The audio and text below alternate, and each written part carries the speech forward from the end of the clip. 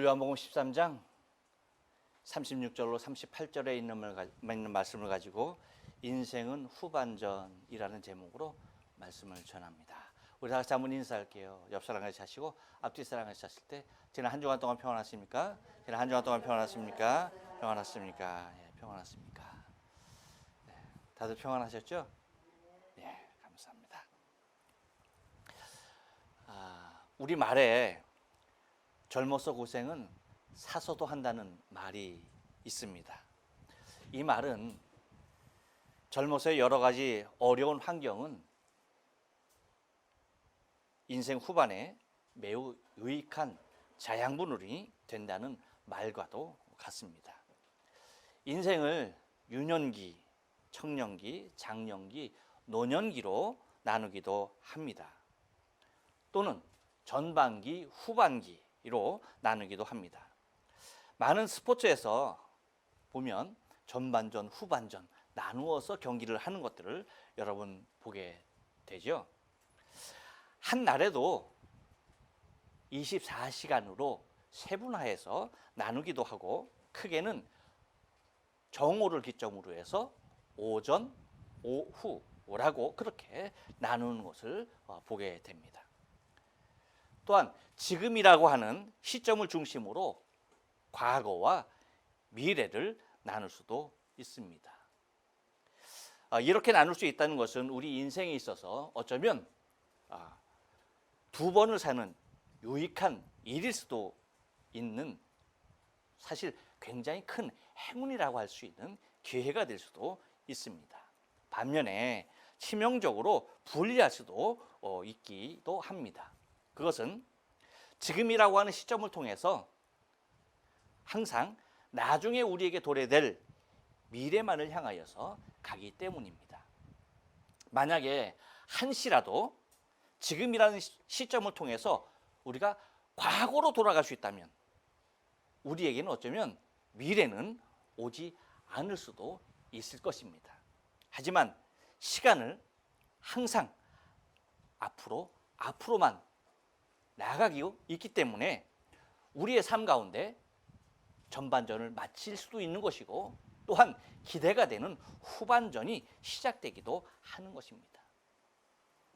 곧 시간이라는 것은 모든 이에게 항상 공평하게 다가오고 있다는 사실입니다. 그것이 뭘까요, 여러분? 한마디로 말하면 주의 은혜예요. 놀라운 주의 은혜입니다. 만약에 내가 필요한 만큼 내가 어떤 불필요한 것들을 당겨 쓸 수 있고 버릴 수 있다고 한다면 그것은 공평하지 않아요. 하지만 당겨 쓸 수도 없고 버릴 수도 없는 것이 우리에게 주어지는 삶이라고 하는 것입니다. 그래서 여러분 인생을 전반, 후반 이렇게 전후반기로 나누어서 보면 인생 전반기에는 많은 것을 배우고 터득하고 실패와 성공을 반복하면서 많은 것을 익히는 시기라고도 할 수가 있겠습니다. 여러분 무엇이든 사실은 일찍 시작하면 유리한 점이 많아요. 되도록이면 일찍 시작하면 모든 것이 우리에게 유익하게 작용하는 것들이 너무나 많다는 거예요. 우리가 잘 아는 여러분 세계적인 모든 스포츠 선수들을 보면 그들이 세계 인류의 선수로 설 수 있었던 배경은 거의 하나로 공통점을 찾으라라고 한다면 그게 무엇일까요? 어떻게 아세요? 다른 것 아니에요. 어려서부터 했다는 거예요. 어려서부터 시작했다는 겁니다. 그것이 세계의 탑 클래스까지 이끌어 논다라고 하는 사실입니다. 곧 세계적인 모든 스포츠 선수들을 보면 유년 시절부터 체계화된 훈련을 통해서 가능한 것을 바라보게 된다는 겁니다. 우리 나이에 시작하면 여러분 어떨까요? 우리 나이에 내가 만약에 좋아하는 스포츠를 한다. 그러면 죽어라 하고 우리가 뭐 최대한 시간을 많이 잡아서 10년은 좀 짧을 것 같고 20년을 투자했다. 그러면 여러분 달인이 될 것 같습니까? 세계 정상에 오를까요? 제가 분명하게 말씀드릴게요. 혹시 그렇게 마음 먹고 계시면 아예 포기하세요. 그게 더 빠른 길입니다. 절대 될 수가 없는 일입니다. 여러분, 스포츠 선수들 중에서 어떤 분야에 있는 선수들이 가장 많은 돈을 벌까요? 여러분들은 돈에 관심이 없어서 별로 잘 관심을 안 두는 것 같은데 어떤 걸까요? 골프? 테니스입니다. 테니스 선수들이 가장 많은 돈을 법니다. 근데 여러분, 테니스 선수들 가만히 보면은 어떤 사람은 한 손으로 백핸드를 치기도 하는데 거의 모든 선수들이 다 투핸드로 백핸드를 쳐요. 뭐 힘이 모자라서 투핸드로 칠까요? 세계적인 선수들이? 아니죠. 왜 그럴까요? 어려서부터 했기 때문에 그래요. 어려서 힘이 없을 때부터 했기 때문에 뭐예요? 한 손으로는 안 되는 거예요. 두 손으로 시작을 하는 겁니다. 왜? 다른 라켓보다 테니스 라켓이 무겁기 때문에 그래요. 그래서 세계적인 모든 선수를 가만히 보면 한 손으로 포핸드를 치지만 백핸드는 거의 다 두 손으로 치는 이유가 거기 있어요. 제가 산목사를 만나러 가면 정말 제가 그 꿈이, 가족 간에 이루는 꿈이 하나 있었거든요. 그게 뭐냐면 넷이잖아요. 넷이니까 넷이서 둘씩 편먹고 테니스 하는 것이 제가 테니스를 한참 좋아하고 막 열심히 배울 때 그것이 로망이었다니까요. 그래서 아이들에게도 뭐 했어요? 테니스를 시켰어요. 어려서부터 테니스 시켰어요. 그랬더니 어떻게 두 손으로 하지 않으면 안 됐어요. 그래서 하다못해 이 포핸드도 거의 두 손으로 쳤고요. 백핸드도 두 손으로 썼어요. 그래서 제가 아들 목사하고 LA에서 테니스를 할 때 보면 이 한 손으로 치는 것이 너무나 어려워. 그래서 백핸드는 무조건 두 손이고 포핸드도 투핸드로 쳐야지 거의 잘 들어오더라고요. 왜 그래요? 어려서부터 그렇게 했기 때문에 그렇게 되는 겁니다. 곧 이 얘기는 뭐냐면 일찍 하면은 유익하긴 합니다. 모든 것에 유익하지 않을 수가 없습니다. 하지만 여러분, 그것이 모든 성공과 일치하느냐? 그렇진 않다는 겁니다. 너무 일찍 성공한 것 때문에 인생의 후반부를 미끄러져 내려가는 사람들이 또한 너무나 많다는 거예요. 너무 젊어서 탑 클래스에 올랐기 때문에 그것에 목표를 두고 정진했기 때문에 그것을 이루는 순간 모든 것이 다 무너져 내리는 선수들 또한 얼마든지 있다는 것입니다. 하지만 반면에 조금 늦게 출발해도 인생의 후반을 멋지게 성공하는 사람들 또한 많이 있다는 것입니다. 그런데 여러분, 신앙은 전후반 모두가 중요한 것이긴 합니다. 무슨 말인지 아시죠? 전후반 모든 것이 다 중요하긴 하지만 이렇게 전후반을 다 멋지게 장식하는 사람이 그리 많지 않아요. 정말 여러분, 그렇게 많지 않아요. 성경에도 보면은 우리가 잘 아는 에녹, 그쵸? 다윗 정도. 그렇게 보면은 뭐 사무엘 정도. 그렇게 볼까? 사실은 오히려 신앙의 위대한 사람들은 뭡니까? 인생의 전반의 실패를 통하여서 후반에 일어서서 승리하는 경우가 너무나 많은 것을 목도하게 된다는 것입니다. 곧 후반에 이루어지는 것이 거의 드라마틱하고 판타스틱하다는 것입니다. 놀라운 거예요. 정말 결정적일 때 하나님의 놀라운 역사를 그렇게 극적으로 나타나는 데는 전반의 인생의 후반부에 있다라고 하는 사실입니다. 여러분, 요셉을 한번 볼까요? 요셉은 어떻습니까? 인생의 전반부의 요셉은 어땠어요? 왕따였습니다. 왕따. 자신이 꾸는 꿈으로 인하여서 그는 뭐였습니까? 질투의 대상이 됐습니다. 시기의 대상이 되었습니다. 하지만 그의 인생의 후반부는 애굽의 총리로서 존경의 대상이 될 뿐만 아니라 애굽과 이스라엘을 구원하는 희망이 되었습니다. 모세는 어떤가요, 여러분? 모세는 그 인생 전반부에는 너무나 화려했습니다. 그것으로 그는 이스라엘을 이끌 수가 없었어요. 너무나 화려했지만 그 화려함을 가지고 한번 자기가 시도는 해보았지만 결코 이룰 수가 없었던 것입니다. 오히려 인생의 전반전이 화려했기 때문에 그것을 내려놓는 시간, 그 화려함에서 내려오는 시간이 40년이라고 하는 시간이 걸려야만 했습니다. 그리고 나서 그 40년의 철저한 고독의 시간을 갖고서야 인생의 후반전에 들어서 뭡니까? 이스라엘을 애굽에서 이끄는 위대한 지도자가 되는 것입니다. 갈멜산에서의 엘리야는 여러분 어떻습니까? 전반전은 바알과 아세라 우상의 시간이었습니다. 하지만 후반전은 하나님의 시간이었습니다. 하나님의 사람 엘리야의 시간이었습니다. 그 후반전에 그 모든 것을 다 뒤집어 놓고야 말았다는 것입니다. 여러분, 사도 바울은 어떻습니까? 그는 자신의 고백과도 같이 인생의 전반전은 죄인 중에 괴수였습니다.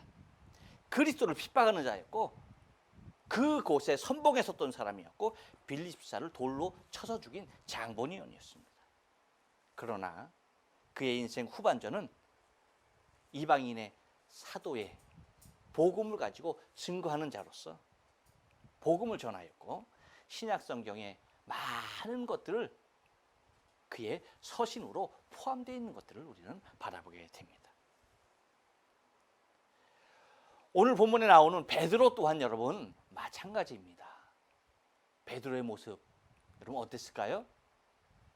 오늘 이 본문을 통해서 이 베드로를 우리가 좀 집중적으로 조명해 보면서 인생이 과연 전반전일까 후반전일까 한번 생각해 보며 은혜를 나누기를 원합니다. 여러분, 사람마다 성향은 다 다르지만 베드로에게 있어서는 급한 성격만큼 궁금한 것에 대해서는 뭐예요? 참을 수가 있었다 없었다? 없었다.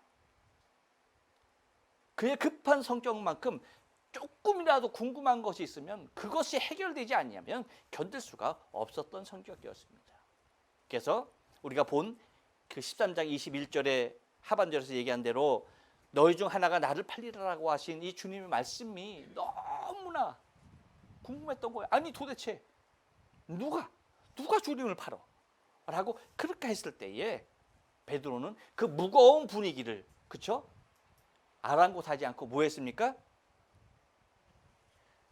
예수님 품 안에 기대어 있는 요한에게 고개 찌긋하면서 물어봐 했던 것을 우리는 기억을 하고 있습니다. 오늘 본문에서도 베드로는 마찬가지로 궁금한 것에 대하여 감추지 못하고 주님께 물어보는 것을 우리는 바라보게 됩니다. 그래서 36절 오늘 본문 말씀 상반절에 보면 뭐라고 말합니까? 시몬 베드로가 가로되 주여 어디로 가시나이까? 주여 어디로 가시나이까? 이 질문은 무엇에 대한 질문입니까? 33절에서 그랬잖아요. 소자들아 하면서 얘기하는 것이 뭐예요? 나의 가는 곳에 너희가 올 수 없다라고 얘기하는 거예요. 이 말씀에 대하여서 베드로가 갖는 질문이 바로 그거였습니다. 주여 어디로 가시나이까? 라고 그렇게 묻는 거였습니다. 곧 베드로는 주님께서 어디로 가는 것인가에 대한 궁금증을 갖고 시작되는 것이 오늘의 본문의 전체적인 내용입니다. 이 궁금증에 대하여서 주님께서 주시는 말씀은 뭐였습니까? 36절 하반절에 이렇게 말씀하고 계십니다. 예수께서 대답하시되 나의 가는 곳에 내가 지금은 뭐예요? 따라올 수 없으나 후에는 따라오리라.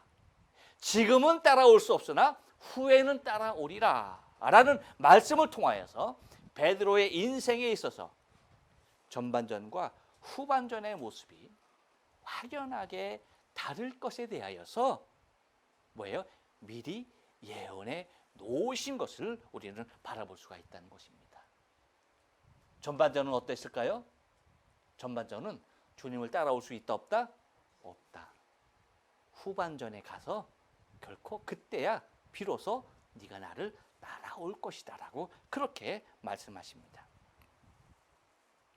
그래서 여러분, 오늘 본문의 내용을 가지고 인생이 왜 후반전인가 한번 상고하면서 은혜를 나누기를 원하는데요. 한번 따라서 합니다. 자존심의 사람이었습니다.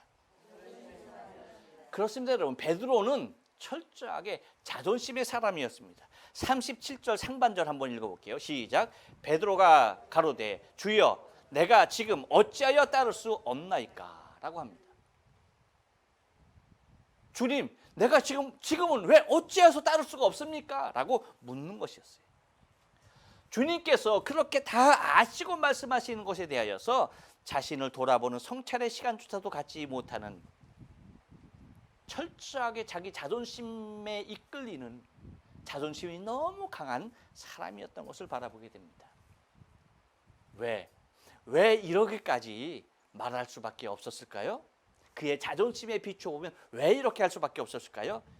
이리 봬도 누굽니까? 주님의 수제자로서의 자존심이 너무나 컸던 거죠. 주님이 가시는 곳에 대하여서 내가 지금 따라갈 수 없다는 것이, 수제자인 내가 따라갈 수 없다는 것이 자존심이 허락하지 않아요? 허락하지 않는 거야. 적어도 다른 제자는 못 따라가도 나는 따라갈 수 있어야 하는데 주님이 따라올 수 없다고 말하는 겁니다. 그러니까 자기 자존심이 서요 안 서요? 서지 않는 것입니다. 그러니까 바로 자신을 돌아보거나 자신이 왜 지금 따라갈 수 없는 존재일까라는 자기 반성에 들어가는 것이 아니라 따지는 거죠. 왜 안 됩니까? 라고 자기 자존심을 내세우는 베드로의 모습을 바라보게 된다는 것입니다. 그래서 같은 내용이지만 같은 내용 본문의 내용이지만 마태가 기록하고 있는 오늘 본문의 모습을 보면 마태복음 26장 33절에서 베드로가 하는 말은 이렇습니다. 베드로가 대답하여 이르되 모두 주를 버릴지라도 나는 결코 버리지 않겠나이다. 모든 사람이 다 주를 버려도 나는 주를 버리지 않겠나이다 라고 말하는 것이 뭐예요? 베드로예요. 그만큼 뭐가? 자존심이 강한 사람이었던 것을 바라보게 됩니다. 여러분, 우리 주위에도 자존심 강한 사람들 많죠? 그 사람들을 어떻게 봐주면 됩니까? 아직 인생의 전반전을 살고 있다고 생각하시면 됩니다.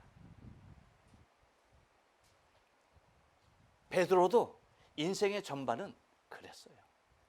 자신의 철저한 자존심 가운데 이끌리며 살았던 사람이 베드로입니다. 근데 여러분, 베드로뿐만일까요?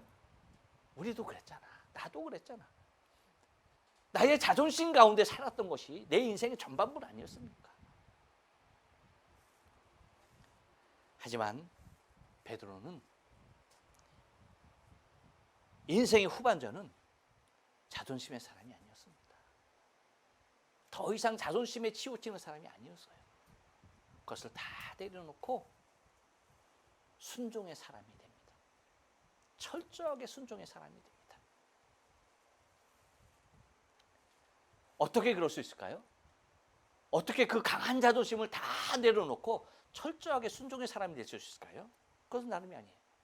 주님의 말씀을 기억하며 그 말씀에 철저하게 순종하는 사람으로 거듭나게 되는 것을 바라보게 됩니다. 그 대표적인 모습이 그의 서신에 잘 나타나 있어요. 베드로가 쓴 서신이 뭐예요? 베드로 전후서죠.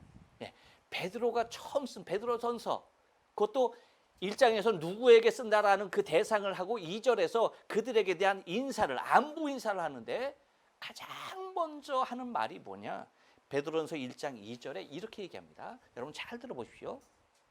곧 하나님 아버지의 미리 아심을 따라라고 얘기해요. 여러분, 이거 그냥 우리가 읽어 지나칠 수 있지만, 그리고 이 말씀이 없어도 그 다음에 나오는 말씀만 같더라도 말이 안 되는 게 아니에요. 요거 여러분 빼고 제가 그 다음 거 바로 읽어볼게요. 성령이 거룩해 하심으로 순종함과 예수 그리스도의 핏부림을 얻기 위하여 택하심을 받은 자들에게 편지하노니 은혜와 평강이 너희에게 많을지어다. 여러분 말 돼야 안 돼요? 예, 이것만으로도 충분히 말 되고도 남습니다. 그런데 이 말 앞에 성령이라고 하고 시작되어지는 이 말 앞에 모든 것이 다 맺을 수 있지만 이 말 앞에 무엇을 나타내느냐면 곧 하나님 아버지의 미리 아심을 따라라고 얘기해요. 왜 이렇게 얘기할까요? 바로 그가 자존심으로 살았을 때에 주께서 말씀하시는 그 말씀을 자신의 삶에 대하여 미리 아셔서 말씀하시는 주님의 말씀을 이제는 뭐 하는 겁니까? 철저하게 기억하고 순종하는 삶으로 살아가고 있다라고 하는 것을 반증하고 있다는 거예요. 자존심으로 살아갈 때는 주님께서 그렇게 말씀하고 있음에도 불구하고 그 의미를 알지 못했어요. 그래서 다짜고짜 자신의 자존심을 앞세우는 사람이었습니다. 그런데 이제는 뭐예요? 주님께서 말씀하신 36절 하반절에 있는 말씀이 이제는 이해가 가고 그 말씀이 진리였던 것이 그것이 자기에게 얼마나 축복이었던 것을 그는 깨닫게 됩니다. 예수께서 대답하시되 나의 가는 곳에 내가 지금은 따라올 수 없으나 후에는 따라오리라. 이 말씀이 자신의 삶을 미리 하시고 말씀하신 이 하나님의 놀라우신 진리가 그의 삶 전체를 이끌고 있다라고 하는 그 사실을 너무나 명확하게 보여주고 있는 것입니다. 이렇듯 여러분, 베드로는 후반에 더 강한 사람이었습니다. 베드로의 전반전의 삶은 어땠을까요? 한 번 더 따라서 합니다. 혈기의 사람이었습니다. 예, 여러분 37절 하반절 말씀 한번 볼까요? 다 같이 한번 읽어봅니다. 시작. 주를 위하여 내 목숨을 버리겠나이다. 혈기로 패기로 모든 것을 할 수 있으리라고 생각하고 있었습니다. 어느 때에 베드로의 전반전의 삶은 나의 혈기와 패기로 반드시 이룰 수 있어 라고 그렇게 생각하고 있었습니다. 그렇기 때문에 마태복음 26장 35절에서 말하고 있는 베드로의 모습을 보면 베드로가 이르되 내가 주와 함께 죽을지언정 주를 부인하지 않겠나이다 라고 모든 제자들 앞에서 선창하는 제자가 되었던 것입니다. 그리고 나서 이렇게 말을 하자 다른 제자들도 그렇게 말했다라고 마태는 기록하고 있습니다. 왜 이렇게 베드로를 비롯한 모든 제자들이 베드로가 얘기하는 대로 내가 주와 함께 죽을지언정 주를 부인하지 않겠습니다 라고 말할 수밖에 없었을까요? 그 이유는 다른 데 있지 않습니다. 세상의 욕망으로 가득했던 삶이었기 때문입니다. 인간의 혈기로 다가갈 수 있었던 것은 세상의 욕망이기 때문입니다. 세상의 욕망은 다른 것으로 다가갈 수 있는 것이 아니에요. 혈기와 패기로서만이 다가갈 수가 있는 것입니다. 하지만 그 베드로의 후반기의 인생은 사람의 혈기가 아닌 주를 향한 믿음으로 사명을 감당하는 사람이 됐다는 것입니다. 놀라운 은혜가 아닐 수가 없어요.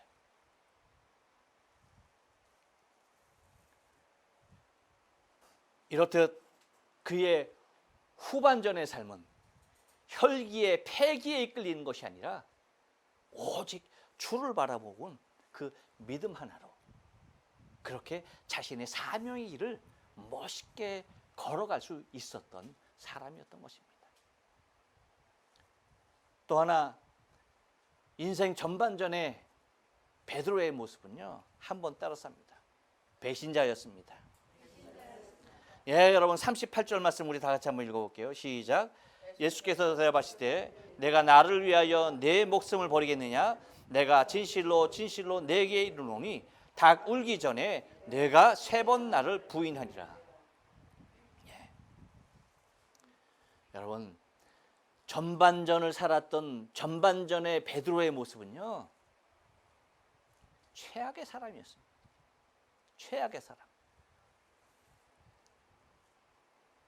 세상을 의리로 사는 김보성 씨도 있는데 의리 하면서 그렇게 살아가는, 김보성 씨 누군지 몰라요?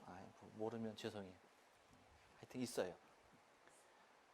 의리로 살아가는 사람이 있어요. 세상을 의리로 사는 그러한 사람도 있는데,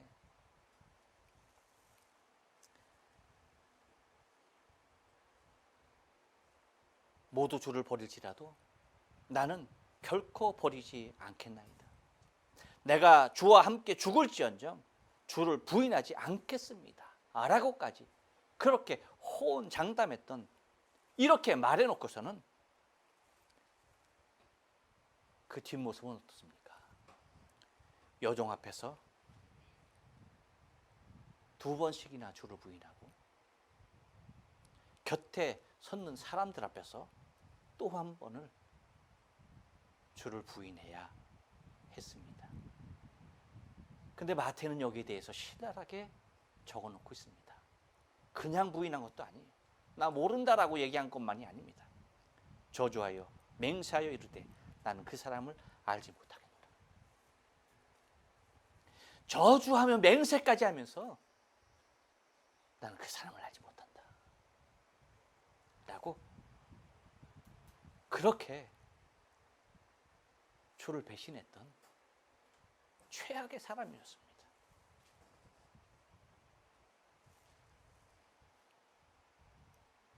하지만 그의 후반의 인생은 여러분 어땠습니까? 닭이 울 때마다 가슴을 치면서 밖으로 나가 통곡하며 주를 생각했습니다. 닭이 울 때마다 주님을 부인한 자신을 한탄하며 가슴을 치면서 울어야만 했습니다. 그렇게 낮아지고 그렇게 자기를 부인하고 주를 부인했던 그 모습을 가지고 자신을 그렇게 부인해가며 날마다 자신을 부인해가며 초대교회 리더로서 사역을 감당하고 마지막에 순교의 자리에서는 내가 똑같은 모습으로 주님과 같이 십자가에서 죽을 수 없다 라고 하면서 거꾸로 매달려 죽는 순교의 삶을 살았던 사람이 베드로였습니다.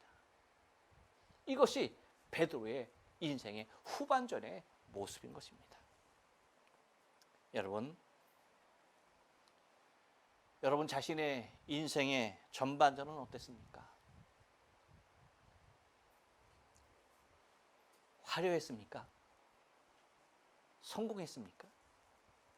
아니면 힘들었습니까? 잘못 살았습니까? 실패했습니까? 방황했습니까? 나 자신의 인생의 전반전은 자존심으로 살았습니까?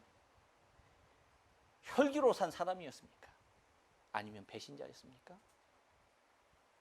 여러분 기억하십시오.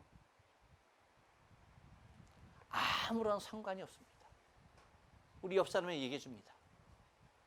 당신의 인생의 전반전은 아무런 상관이 없습니다. 여러분이 어떻게 삶을 살아왔건, 여러분이 어떤 길을 걸었건, 여러분이 어떤 실패를 맛봤고, 어떤 성공을 맛봤고, 아니 베드로와 같이 배신자였다 할지라도 아무런 상관이 없습니다. 이유가 뭘까요? 인생은 후반전이기 때문입니다. 할렐루야. 후반전이 인생의 참 맛이 거기에 담겨져 있습니다.